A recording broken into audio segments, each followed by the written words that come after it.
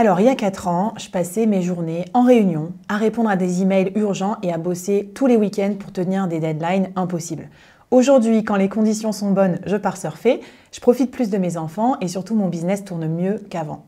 Dans cet épisode, je vais te révéler les 3 transformations qui m'ont aidé à libérer 90% de mon agenda pour plus jamais subir la pression du temps et surtout comment toi tu peux faire pareil. Merci aux super sponsors qui ont rendu ce podcast possible. Super Indep pour ouvrir et gérer ta micro-entreprise et WeMind, la mutuelle des indépendants, des services que j'adore avec le board et que vraiment je vous recommande chaleureusement. Le plus gros mensonge du monde du travail, te faire croire que ta valeur se mesure au temps que tu passes au bureau. La vérité, c'est que tes clients se fichent de tes heures de présence. Ce qu'ils veulent, c'est des résultats. Moi, quand j'ai arrêté d'être dispo 24 heures sur 24, j'ai triplé mon chiffre d'affaires. Et dans cet épisode, je vais te montrer comment sortir du piège de l'échange temps contre argent, que tu sois salarié, freelance ou entrepreneur. Alors pour être plus libre, un des ingrédients clés, c'est de retrouver la liberté de son temps. Alors comment on fait pour retrouver le contrôle total, ou presque on va dire, de son agenda ? Eh bien, action numéro 1, je te dirais d'en finir avec la mentalité présentéiste. Tu sais pourquoi la plupart des gens restent prisonniers de leur temps ? C'est parce qu'ils vendent leur présence au lieu de vendre leurs résultats. Donc en freelance, arrête le TJM et passe au package de livrables ou à la facturation résultat. Par exemple, au lieu de facturer 800 € par jour du conseil SEO, tu vends un pack visibilité en ligne à 5 000 € avec une stratégie de mots-clés, des articles de blog optimisés, etc. En salarié, deviens plus productif dans ton travail en utilisant l'IA par exemple. On en parlera dans un prochain épisode. Et utilise ensuite le temps libéré pour lancer ton side business. C'est comme ça que j'ai commencé avec le board, avec juste 1 heure par jour, le midi, le soir et le week-end.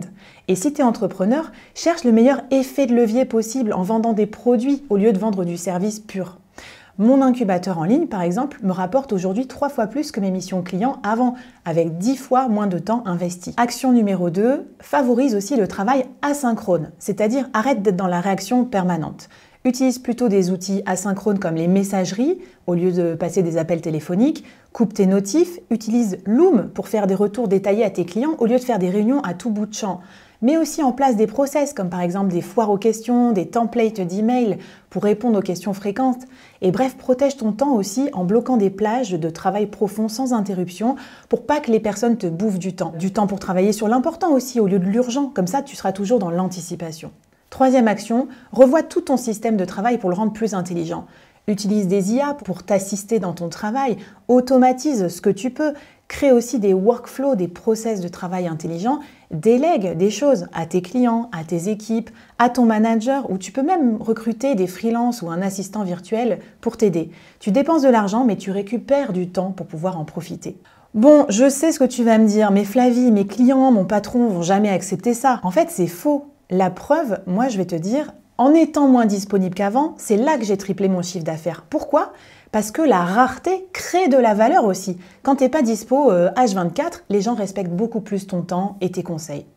Alors cette semaine, ton défi, c'est de choisir une des 3 transformations qui vont te permettre de retrouver de la liberté dans ton temps. Premièrement, transformer ton TJM en offre livrable. Deuxièmement, faire plus de travail asynchrone. Et troisièmement, déléguer une chose répétitive à une IA. Alors raconte-moi en commentaire quelle action tu choisis. Et si tu veux toi aussi reprendre le contrôle de ton temps maintenant, moi j'ai 2 solutions pour toi. Mon livre Salarié diversifié qui t'aide à lancer ton side business en parallèle de ton CDI sans sacrifier non plus toutes tes soirées, tous tes week-ends. Ou bien l'incubateur solopreneur si tu es déjà lancé pour t'apprendre à gagner plus sans forcément travailler plus. Rendez-vous sur leboard.fr/liberté pour voir ce qui te correspond le mieux. Et maintenant que tu as libéré du temps, je vais t'aider aussi à travailler d'où tu veux dans le monde, parce que ça serait cool aussi. Je vais t'expliquer ça dans le prochain épisode pour créer un business 100% en ligne qui t'aide à travailler d'où tu veux.